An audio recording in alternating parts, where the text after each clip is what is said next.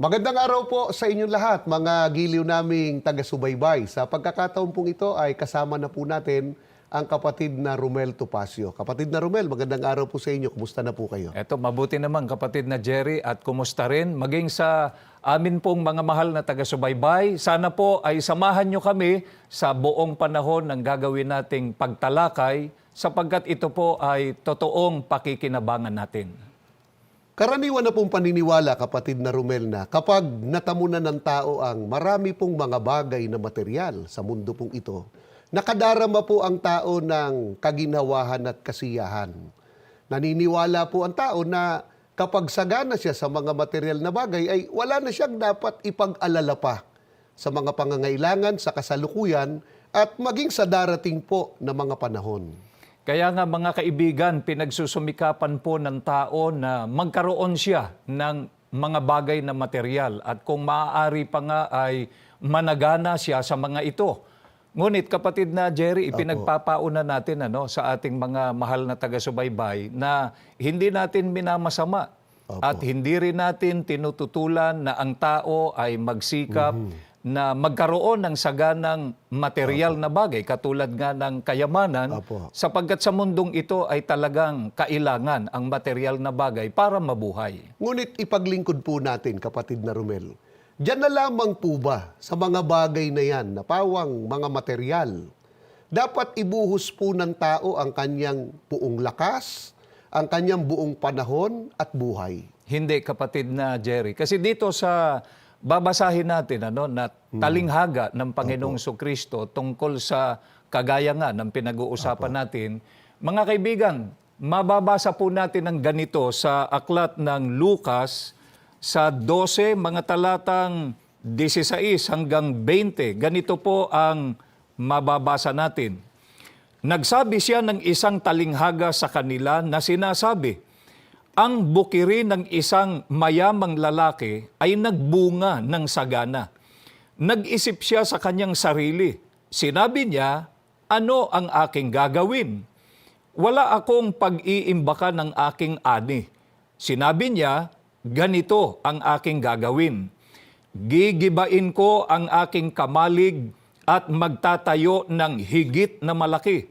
Doon ko iiimbak ang lahat ng aking ani at aking mga mabuting bagay. Sasabihin ko sa aking kaluluwa, kaluluwa, marami ka ng natipong pag-aari para sa mga darating na taon. Magpahinga ka, kumain ka, uminom ka, at magsaya ka. Ngunit sinabi ng Diyos sa kanya, hangal, sa gabing ito ay babawiin sa iyo ang iyong kaluluwa at kanino kaya mapupunta ang mga bagay na inihanda mo. Mga kaibigan, dito po sa binasa natin ay pinatutunayan na may isang lalaking napakayaman na ang paniniwala niya, kapatid na Jerry, ay stable na siya, secure na siya. Ang sabi nga ng lalaking ito na mayaman, sasabihin ko sa aking kaluluwa, kaluluwa, marami ka ng natipong pag-aari para sa mga darating na taon. Magpahinga ka, kumain ka, uminom ka, at magsaya ka. Sa bakatid, para po dun sa lalaking tinutukoy po, kapatid na Romel, sa talinhaga, tila bagay yung mga nakamtan niyang mga material na bagay sa mundong ito ay hindi na po mauubos. Panghabang panahon na po niya. Ganon ang kanyang paniniwala, kapatid na Jerry. Pero may sinabi ang Panginoon Diyos sa kanya dahil doon sa kanyang maling paniniwala. Ano po ang sinabi po ng Diyos tungkol sa kanya? Ang sabi ng ating Panginoon Diyos sa kanya ay hangal. Mga kaibigan, marahil ang iba ay sasabihin na tama yung paniniwala nung lalaking napakayaman. Subalit para sa Panginoon Diyos, isang kahangalan ang ganong maling paniniwala. Bakit po para sa ating Panginoong Diyos, yun po ay kahangalan? Balikan natin yung nakasulat dito, kapatid na Jerry, sa binasa natin. Ang sabi ng ating Panginoon Diyos, sa gabing ito ay babawiin sa iyo ang iyong kaluluwa. At kanino kaya mapupunta ang mga bagay na inihanda mo? Mga kaibigan, ang katumbas po ng binanggit ng Panginoon Diyos na babawiin niya ang kaluluwa ay darating doon sa taong iyon, yung kamatayan na itinakda ng Panginoon Diyos sa tao. Opo, totoo po yun. At hindi po yun malalagpasan ng tao, kapatid na Romel. Tama, Di po ba? kapatid niya Jerry. Kaya nga po, mga kaibigan, hindi marapat na ibuhos na lamang ng tao ang kanyang buong lakas, panahon at buhay para sa mga kayamanan sa mundong ito, sapagkat hindi naman magagamit, kapatid na Jerry, gaano man kalaki yung kayamanan na nakamit ng tao para mailigtas niya yung kanyang sarili, para maging exempted siya doon sa kamatayan na itinakda ng Panginoon Diyos sa tao. Bukod po sa talinhaga, kapatid na Romel, ano pa ang mababasa po sa Biblia na nagpapatunay na hindi po marapat na sa mga bagay na material na lamang sa buhay na ito, ibuhos po ng tao ang kanyang buong lakas, buong panahon, at ang kanyang buhay? Ang isa pa sa katunayan natin diyan, kapatid na Jerry, yung nakasulat dito sa aklat ng Ecclesiastes. Pakinggan natin, mga kaibigan, sa mga talatang 8 hanggang 11, 15 hanggang 16 at 20. Nagtipon din ako sa ganang akin ng pilak at ginto at ng tanging kayamanan ng mga hari at ng mga lalawigan. Sa gayoy naging dakila ako at lumago ako ng higit kaysa lahat na nauna sa akin sa Jerusalem. Ang akin namang karunungan ay namamalagi sa akin, at anumang ninasa ng aking mga mata ay hindi ko ipinagkait. Hindi ko pinigil ang aking puso sa anumang kagalakan, sapagkat nagagalak ang aking puso dahil sa lahat kong gawain. At ito ang aking bahagi na mula sa lahat kong gawain. Nang magkagayoy, minasdan ko ang lahat ng mga gawa na ginawa ng aking mga kamay at ang gawain na aking pinagsikapang gawin. At narito, lahat ay walang kabuluhan at nauuwi sa wala at walang pakinabang sa ilalim ng araw. At kung paanong ang pantas ay namamatay, ay gayon ang mangmang. Kaya't ako'y bumalik upang aking alisan ng pag-asa ang aking puso tungkol sa lahat na gawa na aking ginawa sa ilalim ng araw. Mga kaibigan, ito po ang binasa natin ay tunay na pangyayari. Pahayag po ito ni Haring Solomon na naging pinakamayaman, kapatid Opo. na Jerry, pinakamatalinong hari sa kasaysayan ng Biblia at naging maimpluwensya o makapangyarihan. Subalit sa kabila po, kapatid na Romel, ng ganyang hindi po pangkaraniwang estado ng buhay ni Haring Solomon, ano pa rin po ang sinabi po niya? Balikan natin yung nakasulat. Ang sabi po ng Haring si Solomon, narito, lahat ay walang kabuluhan at nauuwi sa wala at walang pakinabang sa ilalim ng araw. At kung paanong ang pantas ay namamatay, ay gayon ang mangmang.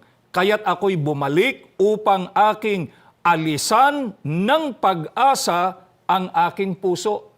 Kaya mga kaibigan, si Haring Solomon mismo po ang nagpapatunay na ang kayamanan, ang karunungan, maging ang kapangyarihan ay hindi po marapat pagbuhusan ng buong lakas, buong panahon at buong buhay.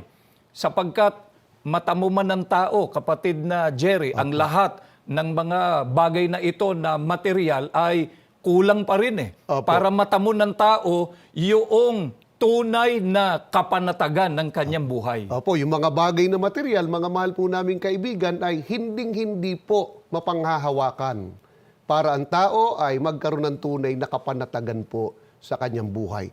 Kapatid na Romel, kung sa buhay na ito po ay hindi po mapanghahawakan ng tao para matamo ang tunay na kapanatagan, yung mga material na bagay, tulad po ng karunungan, kapangyarihan at kayamanan, sa ano ito lalong hindi po mapanghahawakan po ng tao? Kung dito pa lang sa buhay na ito, kapatid na Jerry, ay hindi na mapanghahawakan yung mga material na bagay, lalo na po sa babasahin natin, mga kaibigan, dito po sa aklat ng Sefanya sa 1, mga talatang 14, 15 at 18 pa. Ang dakilang kaarawan ng Panginoon ay malapit na at nagmamadaling mainam. Sa makatwid bagay ang tinig ng kaarawan ng Panginoon. Ang makapangyarihang tao ay sumisigaw roon ng kalagim-lagim. Ang araw na yaon ay kaarawan ng kapuotan, kaarawan ng kabagabagan at kahapisan, kaarawan ng kawakasan at kasiraan, kaarawan ng kadiliman at kalumbayan, kaarawan ng mga alapaap at pagsasalimuot ng kadiliman. Hindi sila maililigtas ng kanilang salapi o ginto sa araw na yaon ng puot ni Yahweh. Matutupok sa apoy ng kanyang mapanibugong puot ang buong sanlibutan sapagkat bigla niyang lilipulin ang lahat ng nananahan sa lupa. Mga kaibigan, pinatutunayan po rito na lalong hindi po mapanghahawakan ng tao ang kanyang kapangyarihan o yung kanyang impluensya sa araw ng kapuotan ni Yahweh o sa araw po ng Panginoon na tinatawag ding araw ng paghuhukom para siya ay maligtas. Manapa ang sabi ng Biblia, kapatid na Jerry, ay ang makapangyarihang tao ay sumisigaw roon ng kalagim-lagim. Baka naman po yung kayamanan, kapatid na Romel, mapanghahawakan ng tao o magagamit po niya para siya'y maligtas sa araw po ng paghukom. Hindi rin, kapatid na Jerry. Maliwanag dito sa binasa natin, ang sabi, hindi sila maililigtas ng kanilang salapi o ginto sa araw na yaon ng puot ni Yahweh o ng ating Panginoon. Mga mahal po naming kaibigan, uulitin po namin sa inyo, ano po, hindi po namin itinuturo na masama po ang magsikap na magkaroon ng kayamanan ng tao. Magkaroon po ng karunungan at kapangyarihan, lalo na po kung ang mga ito ay nakuha po, kapatid na Romel, di ba, sa malinis pong pamamaraan. Ngunit kung sinisikap man po ng tao na makamit po ang mga bagay na yan upang maging stable at maging secured ang buhay niya dito sa mundo, ang higit po na dapat pagbuhusan natin ng lakas ng ating panahon at ng ating buhay ay kung paano tayo magiging stable, kung paano tayo magiging secure kapag dumating na po ang araw ng paghukom. Kapatid na Romel, alin po ba ang higit sa lahat na dapat pong pagbuhusan po ng tao ng kanyang buong lakas, ng buong panahon at buhay para maging stable at secure pagdating po ng araw ng paghukom? Yan po ang ating ipaglingkod mamaya sa ating pong pagbabalik. Mga kaibigan, magbabalik po ang ating pagtalakay.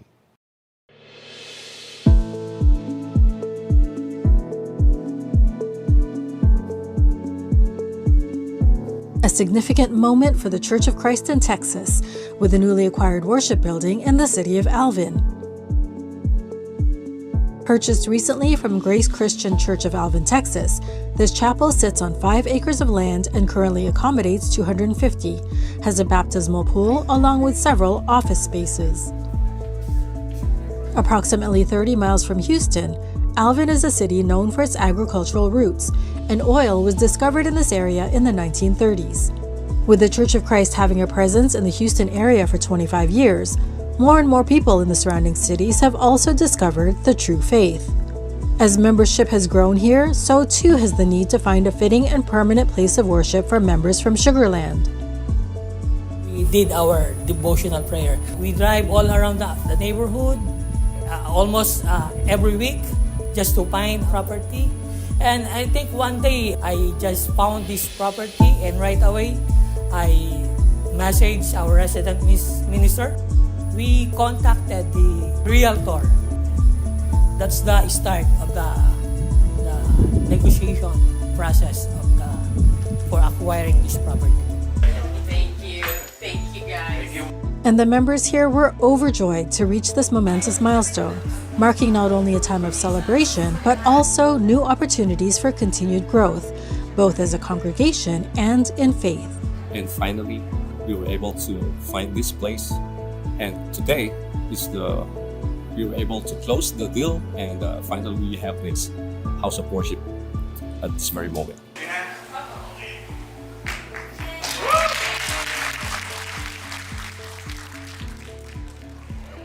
When the brethren heard about the decision of the church administration that they approved the purchase of the property, the brethren were so glad and so excited.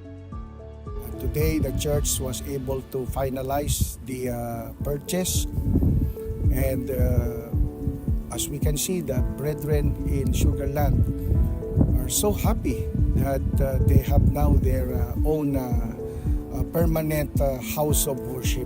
Members here wait in eager anticipation for the renovations of this worship building to begin, as they will be able to continue on in true service to God once this chapel is dedicated to Him.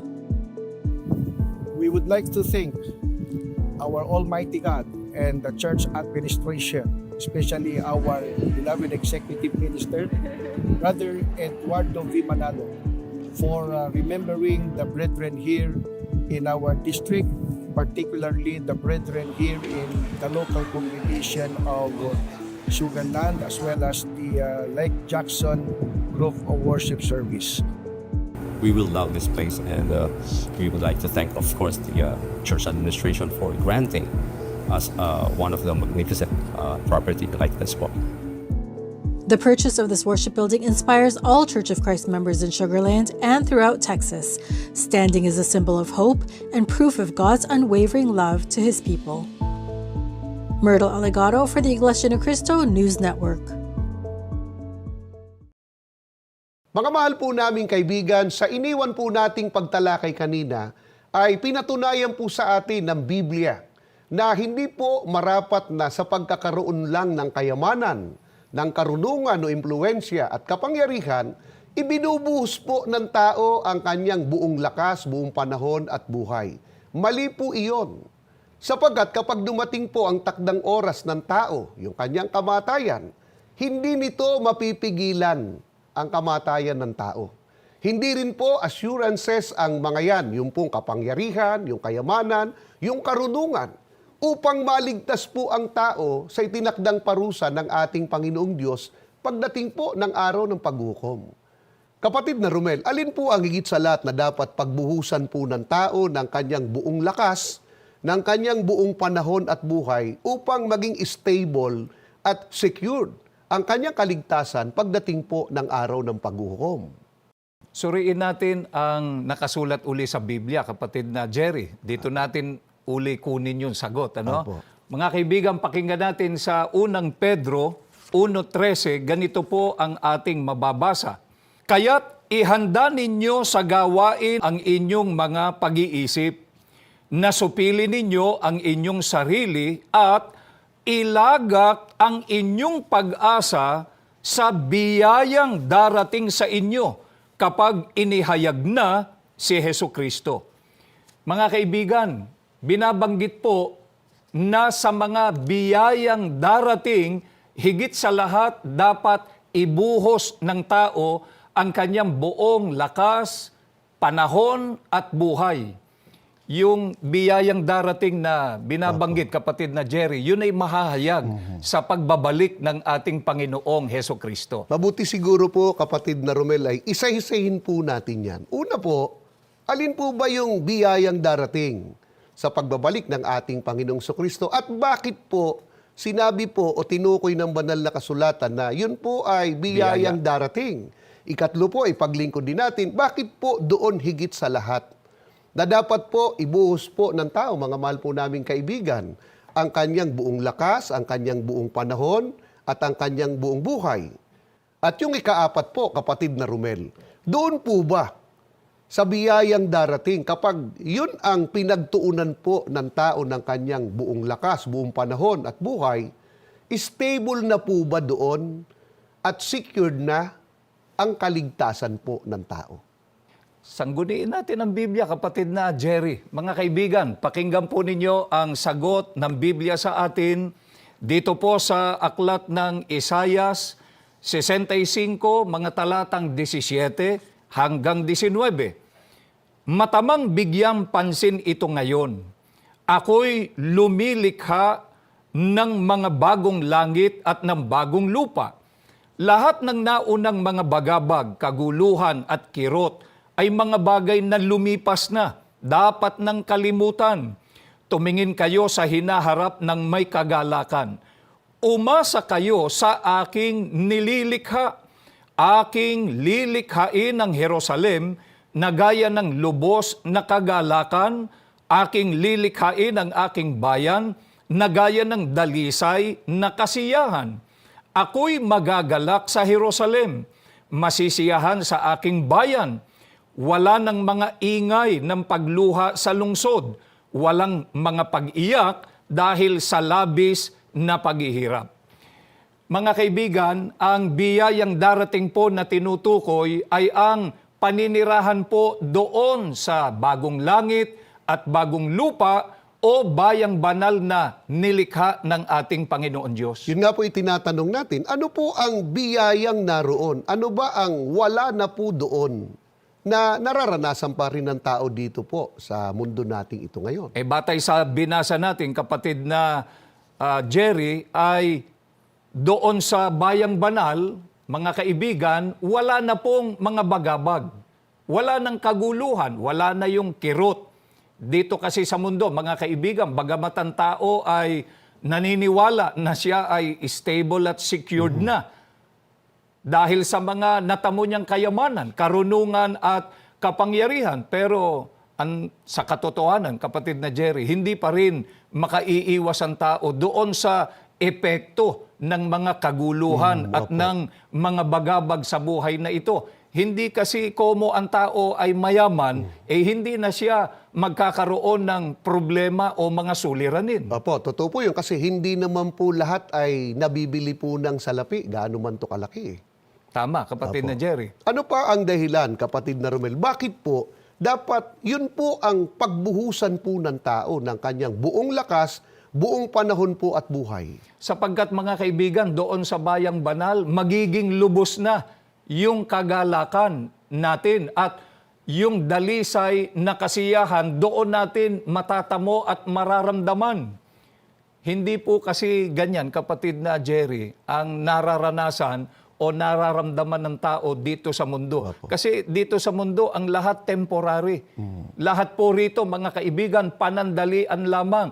Kahit pa sa panig ng mga mayayaman, marurunong at sa mga makapangyarihan, magkakaroon at magkakaroon pa rin sila dito sa mundo ng maraming problema sa buhay. Pero kapatid na Romel, paano po makararating po ang tao doon sa bayang banal? Ang magandang tanong yan, kapatid na Jerry. Ganito ang itinuturo ng Biblia na sagot sa atin. Pakinggan natin, mga kaibigan, sa aklat po ng Hebreo 12, mga talatang 22 hanggang 23. Subalit nakarating na kayo sa katotohanan. Narito lamang tumutukoy ang mga simbolo sa bundok ng Sion. Ang bagong Jerusalem, ang makalangit na lungsod ng Diyos na buhay. At kayo ay bahagi ng lungsod na iyon. Nakisama kayo sa milyon-milyong anghel na nagdiriwang sa harapan ng Diyos sa makalangit na santuaryo, ang tunay na Iglesia ni Kristo, na ang mga pagkakakilanlan ay natatago sa langit. Nakarating na kayo sa Diyos, ang pinagmumulan at pamantayan ng katwiran para sa lahat ng tao, sa iningatang mga pansariling katangian ng mga taong matwid na napanauling lubos sa pagkataong tulad ng kay Kristo. Mga kaibigan, upang makarating po ang tao doon sa bayang banal, ay kailangan po na kabilang siya, batay sa Biblia, kailangan kabilang siya sa tunay na Iglesia ni Cristo. Teka po muna, kapatid na Romel. Bakit po biglang pumasok sa usapan po o ating pagtalakay ang Iglesia ni Cristo? Baka itanong po ng ating mga taga-subaybay, bakit kailangan pa ang Iglesia ni Cristo para makarating doon sa bayang banal? Ang sagot, kapatid na Jerry at mga kaibigan, doon sa binasa nating talata, batay sa Biblia, ang magdiriwang sa harapan ng Panginoon Diyos at makararating po sa makalangit na santuaryo ay ang tunay na Iglesia ni Cristo. Ang katumbas po, mga kaibigan, pagka ang tao ay nasa loob ng Iglesia ni Cristo ay tiyak na o stable na at secure na ang kanyang kaligtasan. Bakit po? Ano po ba ang katangian po ng Iglesia ni Cristo? Ang katangiang ito ng Iglesia ni Cristo, wala sa ibang reliyong, kapatid na Jerry. Basahin po natin, mga kaibigan, dito po sa Gawa 20:28, ganito po ang mababasa nating sagot. Ingatan ninyo kung gayon ang inyong sarili at ang buong kawan. Narito'y hinirang kayo ng Espiritu Santo na mga katiwala upang pakanin ang Iglesia ni Cristo na binili niya ng kanyang dugo. Napakaliwanag po sa Biblia, mga kaibigan, na ang Iglesia ni Cristo ang binili o tinubos ng Panginoong Hesukristo ng kanyang dugo. Ano naman po ngayon kung ang Iglesia ni Cristo tinubos ng dugo ng Panginoong Sukristo? Pagka po ba tinubos na ng dugo ng Panginoong Sukristo ay stable at secure na po ang kaligtasan? Totoo yun, kapatid na Jerry. At yan ay pinatutunayan mismo ng Biblia. Pakinggan po ninyo, mga kaibigan, dito po sa aklat ng Roma 5, mga talatang 8 hanggang sa 9. Ngunit, pinatunayan ng Diyos ang kanyang pag-ibig sa atin nang mamatay si Kristo para sa atin noong tayo'y makasalanan pa. Yamang sa pamamagitan ng kanyang dugo, tayo ngayon ay napawalang sala, lalong tiyak na maliligtas tayo sa poot ng Diyos. Mga kaibigan, kapag ka sinabi po na tiyak na maliligtas sa poot ng Diyos o parusa, hindi po ba't ang katumbas nito ay stable na Opo. at secure na sa kaligtasan? Ito po ang dahilan, mga kaibigan, kung bakit hindi po kami nagsasawa na ipag-anyaya sa inyo ang mga aral po ng Panginoon Diyos na aming sinasampalatayanan, na habang tayo po ay nabubuhay ay napakahalaga at dapat po ay maging pangunahin sa buhay natin ang maging kaanib sa Iglesia ni Cristo. Mga mahal po naming kaibigan, nawa po ay lalo pa po ninyong nakilala ang Iglesia ni Cristo at nakatulong po sa inyong pagsusuri ang episode na ito ng programang Ang Iglesia ni Cristo. Lagi po naming pinakahangad na matupad po sa ating lahat ang hangarin ng ating Panginoon Diyos na ang lahat po ng tao ay mangaligtas at mga kaalam ng katotohanan, gaya po ng isinasaad sa unang Timoteo 2:3 hanggang 4. Bago tayo maghiwa-hiwalay, inaanyayahan po namin kayo na samahan po kami sa gagawin po nating panalangin. Panginoon na aming Diyos, maraming salamat po, Ama. Opo. Hindi mo po kami pinababayaan Opo. sa buhay po namin araw-araw. Opo. Kaya po kami naliligtas sa iba't ibang uri ng kapahamakan. Amen. At maging sa pagkakataong ito, pinatnubayan mo po Opo. ang ginawa po naming pag-aaral. Amen. Lagi po naming ipinagmamakaawa sa iyo, Ama. Opo. Nawa makatulong po ang programang ito ng Iglesia ni Cristo. Opo. Upang magawa po ng aming mga kababayan at mga taga-subaybay Opo. ang pagsusuri at makasama po namin sila sa tunay na paglilingkod po sa iyo, Ama, Opo. na magbubunga po ng kaligtasan. Amen. Lagi mo pong basbasan ang kabuuan ng Iglesia ni Cristo. Opo. Mula po sa aming pinakamamahal na kapatid, Opo. ang aming tagapamahalang pangkalahatan, Opo. ang kapatid na Eduardo Manalo. Amen. Magalang na hinihiling po namin sa iyo ang lahat, Ama, Opo. sa pangalan po ng aming Panginoong Hesukristo. Amen. Amen.